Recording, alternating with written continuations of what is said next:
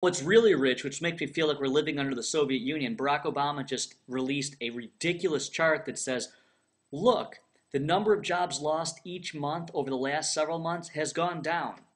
Really?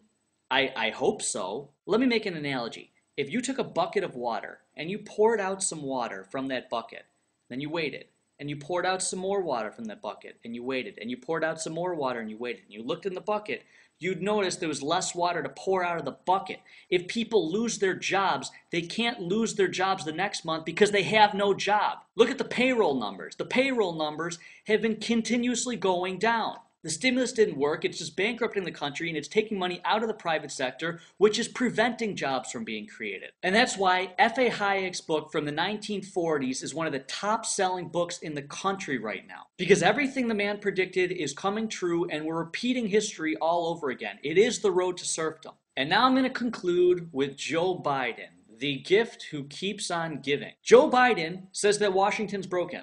Now, Joe Biden is in Washington. He has control of Washington. He has control of the executive branch. He has control of Congress. Just a couple days ago, they had a filibuster-proof Congress. That amount of power in one political party hasn't been seen, I don't even know when. And he says, now we need to do something about the deficits. What the heck is he talking about? When he was in the Senate, he was voting for every spending increase possible. And so was Barack Obama. And now that they're in charge, and now that they jacked up the stimulus to $787 billion and blew all this money on their cronies and gave the money to unions and kickbacks and shady deals and zip codes that don't exist and districts that don't exist, now all of a sudden Washington's broken when they're in charge of it, and we got to do something about the deficit. And they wonder why people are taking to the streets at the Tea Party rallies. So rate this video even if you hate it, put in your favorites if you enjoy it. Don't forget to subscribe. I got all the links in the sidebar as usual. Today is February 17th, 2010, and that's how the world works.